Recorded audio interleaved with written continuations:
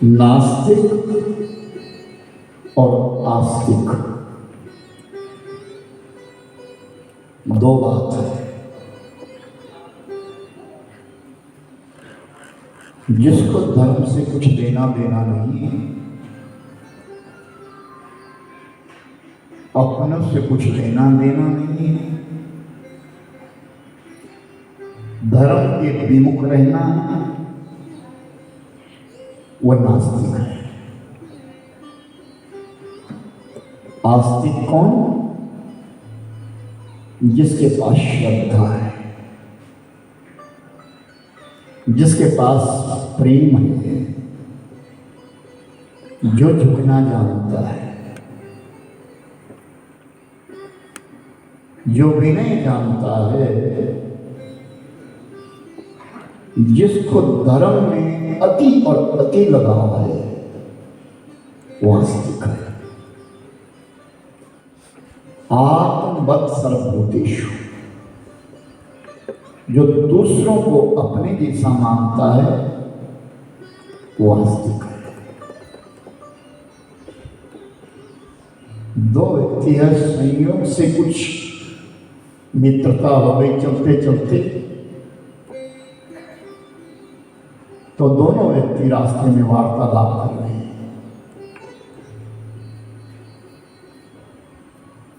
जहां भी जाते हैं और कुछ भी देखते, दोनों की आपस में बात होती है और एक दूसरे के विपरीत बात हो जाती है। तर्क करते हैं। जो आस्थावान है, जो श्रद्धावान है, वो हर बात में ईश्वरीय बात खींच करके लाते हैं। वो नास्तिक बारंबार कहता है, क्या रखा है, खूब आनंद लो जीवन में, खाओ पियो मौज करो। नहीं, संसार में हर वस्तु खाने के लिए नहीं बनी है, हर बात बोलने के लिए नहीं बनी है। आस्तिक कहता है कि नहीं, हर बात ये चीज संभलने की है। हमें धर्म में रुचि होनी चाहिए, ठाकुर जी में श्रद्धा होनी चाहिए, मंदिरों में प्रेम होना चाहिए, प्रीति होनी चाहिए, एक दूसरे के प्रति हम प्रेम करें। लेकिन नास्तिक कहता नहीं, अपना जीवन जियो और आनंद से जियो, खूब मौज लो, मदिरा पियो, मांस खाओ। ये खाने के लिए चीजें बनी है। ऐसे वार्ता करते करते जा रहे थे, एक जगह उस आस्तिक व्यक्ति के लिए, जो श्रद्धावान व्यक्ति, उसको ठोकर लग गई। पांव में ठोकर लगी और देखते देखते ऐसा कांटा चुभा कि जो निकालना मुश्किल हो गया। धीरे धीरे धीरे करके दोनों ने मिलकर के उस कांटे को तो निकाल दिया, लेकिन खून की धारा निकल गई। और उस आस्तिक व्यक्ति ने बड़ी कड़ा होकर के अपना पांव दबाया और कैसे ना कैसे संभले और धीरे धीरे चले। थोड़ा आगे बढ़ गए थे कि जो नास्तिक व्यक्ति है उसको भी ठोकर लग गई। लेकिन गजब की बात कि उसको ठोकर लगी, नीचे मिट्टी में ऐसा लगा कुछ ढेला है, पांव की ठोकर लगी, वो ढेला किनारे गिरा, नीचे मोहरों की थैली है। और उस नास्तिक व्यक्ति ने मोहरों की थैली उठाई। ये तो सोना है, ये तो सुवर्ण है, ये तो सोना है।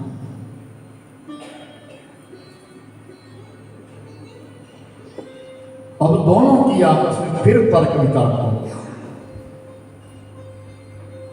वो नास्तिक कहता है, क्या मिला तुम्हें? धर्म की चर्चा करने में तुमको क्या मिला? ये ठोकर, ये खून। मुझे देख, मैं तुझे बारंबार कह रहा हूं, लेकिन मेरे लिए सोने की मोहर लगी है। वो खुशी से समा नहीं रहा उसका। और दोनों इसी प्रकार जा रहे हैं। आगे संत बैठे थे और बड़े सिद्ध संत थे, चेहरे पर नूर था जिनके। ऐसे संत जो श्रद्धा से परिपूर्ण थे, जिनके पास अनायास ये मस्तक झुकने को अपने आप तैयार हो जाता था, ऐसे संत बैठे थे। उन संतों के चरणों में जाकर के झुक गए। श्रद्धावान व्यक्ति ने नमन किया, प्रणाम किया।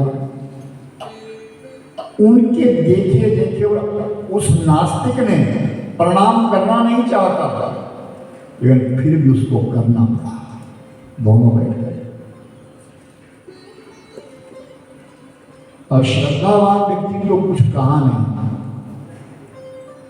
कहा ना, महान व्यक्ति वही है जो अपनी पीड़ा किसी को दर्शाता नहीं।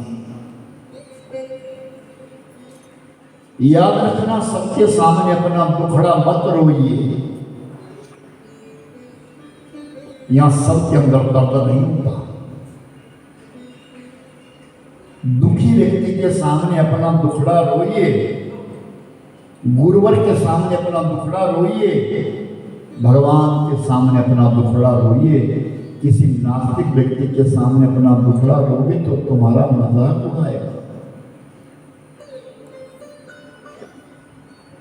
उस आशावान व्यक्ति ने तो कहा, कोई बात नहीं, मुझे जो पीड़ा हो मैंने सहन कर ली। लेकिन वो नास्तिक व्यक्ति कहता है, बाबा एक बात बताओ, आस्था अच्छी है या नास्तिकता अच्छी है? बाबा ने कहा, तुम कहां बैठे हो, पहले ये तो देखो क्या पूछ रहे हो। ये आस्था का केंद्र है, ये श्रद्धा का केंद्र है। जहां तुम बैठे हैं यहां आने वाले केंद्र स्वतः आस्तिकता आ जाती है। बाबा एक बात पूछना चाहता हूं, हम दो मित्र है, रास्ते से जा रहे थे। ये मित्र बड़ा श्रद्धावान है, बहुत श्रद्धावान है और दयालु है, भगवत चर्चा करना रहता है, हर बात के पीछे भगवान का नाम लेकर के आता है। और मैं ईश्वर को तो मानता नहीं, मैं स्वतः हाथों से कमा रहा हूं, अपना भोजन कर रहा हूं, अपने आनंद ले रहा हूं। हम दोनों जा रहे थे तो दोनों को ठोकर लगी। इसको ठोकर लगी तो इसके पांव से रक्त की धार, खून की धार निकली, और मुझे ठोकर लगी तो सोने की मोहरें मिली। ये क्या कारण है?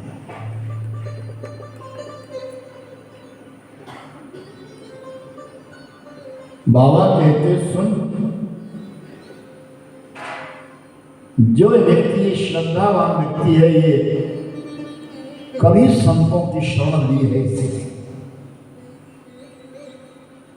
लेकिन इससे पूर्व जन्म के बीच में इसने एक बहुत बड़ा पाप किया था। इसके हाथों से हत्या हो गई थी, कई लोगों की मृत्यु हो गई थी। लेकिन इस जन्म में इसने सत्कर्म किया, संतों की संगत करी, अच्छे लोगों की संगति में गए, और इसके अंदर भक्ति जागृत हो गई, श्रद्धा जागृत हो गई, पुण्य जागृत हो गया, और उस पुण्य के माध्यम से इसका यह कर्म कट गया, और केवल ये ठोकर लगा करके ही इसकी फांसी की सजा टल गई।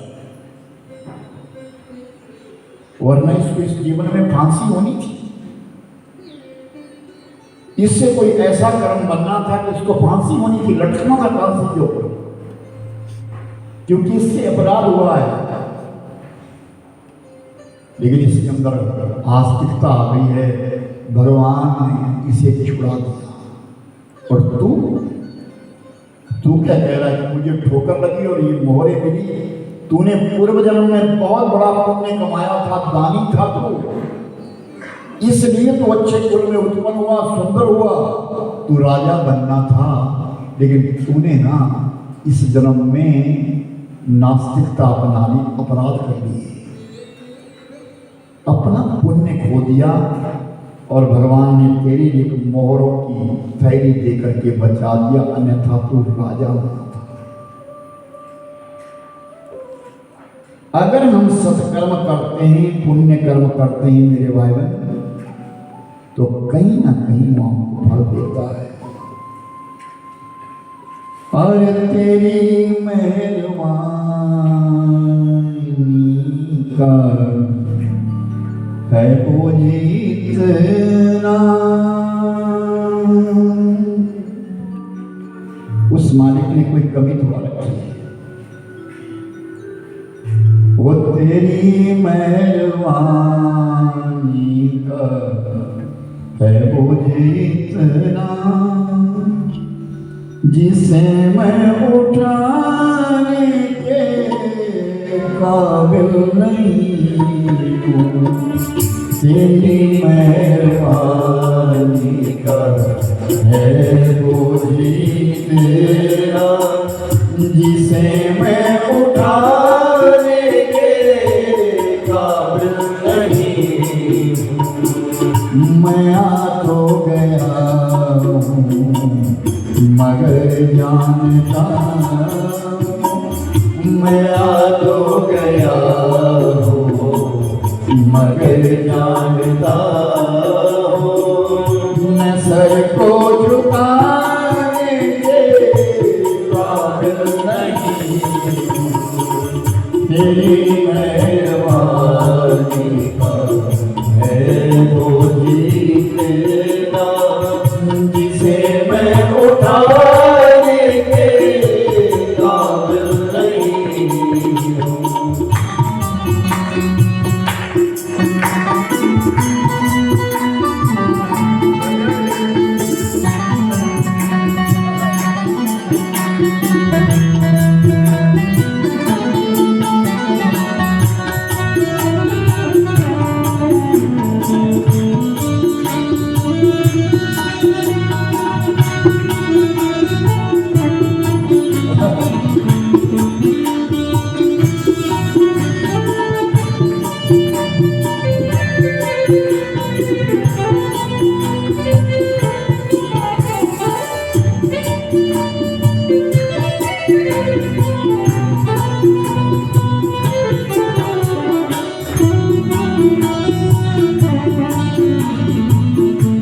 माना के दाता तुम्हें कुल जाके, माना के दाता तुम्हें कुल जाके, माना के दाता वो कुल जाके, माना के दाता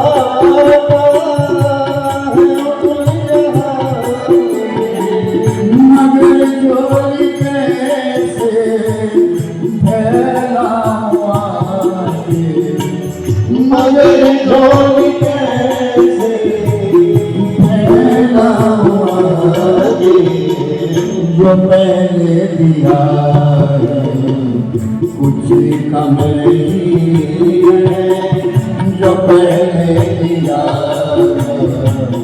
कुछ कम नहीं है, उसी को उठाने के काबिल नहीं हूँ। तेरी मेहरबानी का है वो जीतना, जिसे मैं उठाने के काबिल नहीं हूँ। मेरा तो गया मगर जानता,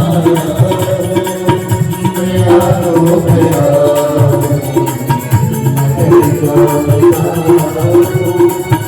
सर को झुकाने के काबिल नहीं, मेरी मेहरबानी का है वो जीतना, जिसे मैं उठाने के काबिल नहीं।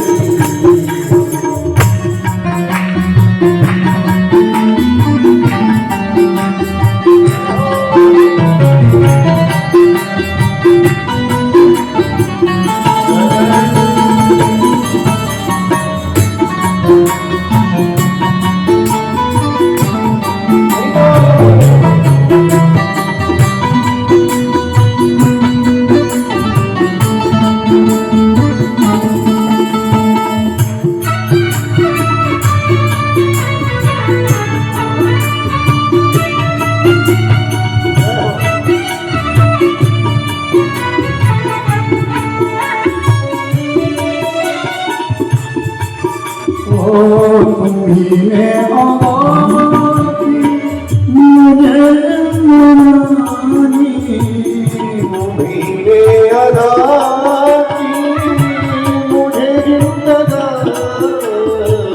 तेरी महिमा मैंने न जानी, ओ तेरी महिमा मैंने न जानी। कर्जदार तेरी दया का हुई तेरा, कर्जदार तेरी दया का हुई तेरा, जिसे मैं चुकाने के काबिल नहीं, मेरी मेहरबानी का है गोदी तेरा, जिसे मैं उठाने के काबिल नहीं। गया तो गया मगर जानता गया तो गया मगर जानता सर को झुकाने के काबिल नहीं, तेरी मेहरबानी का है गोदी तेरा।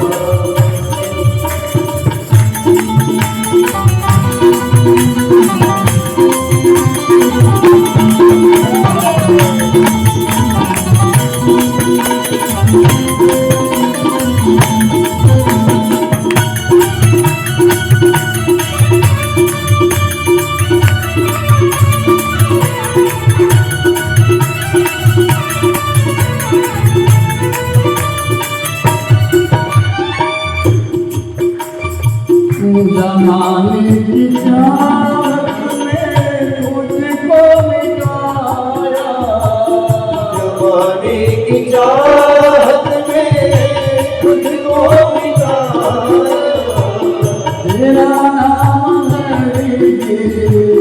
जुबान पे लाया, ओ तेरा नाम है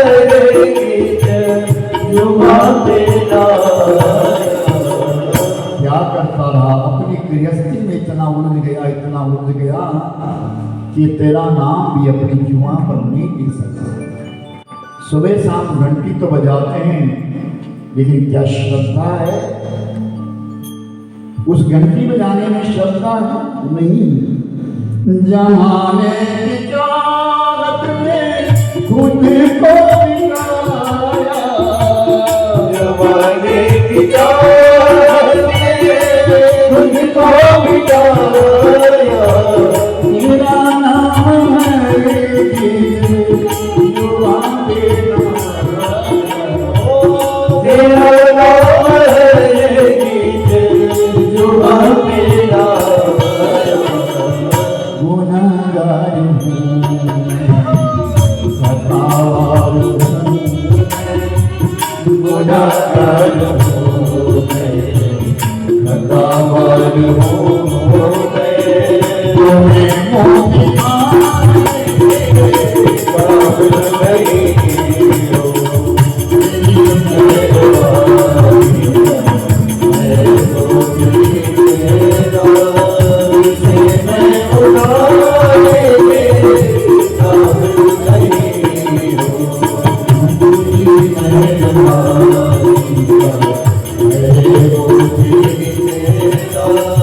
जिसे मैं उठाने के काबिल नहीं।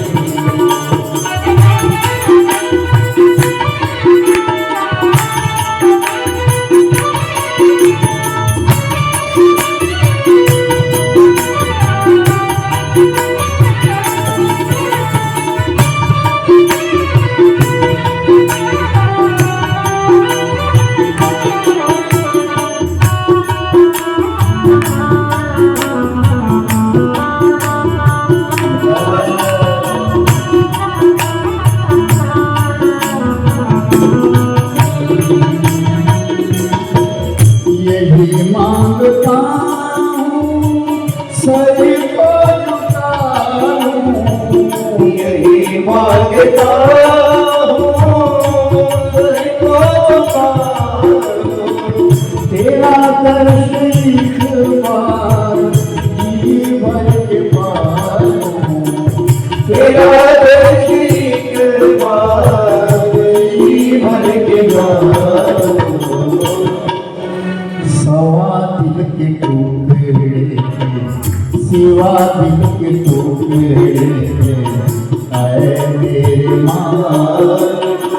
सिवा के तुम्हें है मेरे मालिक कुछ भी हमारे काबिल नहीं हो तेरी मेहरबानी मैं मुझे कहना जिसे मैं उतारे के काबिल नहीं हो मैं याद हो गया मगर जानता मैं याद हो गया मगर जानता सर को झुकाने के काबिल नहीं सर को झुकाने के काबिल नहीं सर को झुकाने के काबिल नहीं।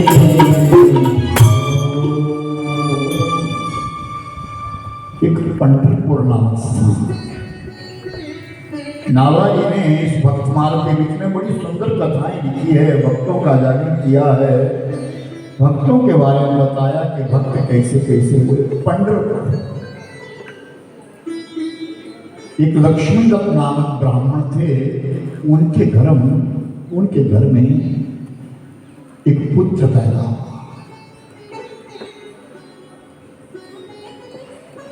ब्राह्मणों को बुलाया गया और ब्राह्मणों से अपने पुत्र का नाम रखवाया। पंडितों ने उसका समय देख करके, नक्षत्र देख करके, लगन देख करके उस बालक का नाम राम का रखा। राम का और साथ में ये कहा आपका बालक बड़ा होकर के संत सेवी बनेगा। लक्ष्मीदत्त ब्राह्मण ने साक्षात नारायण रूप अपने बालक को मान करके उसकी पालन पोषण करने लगे। वो भगवत भक्त थे।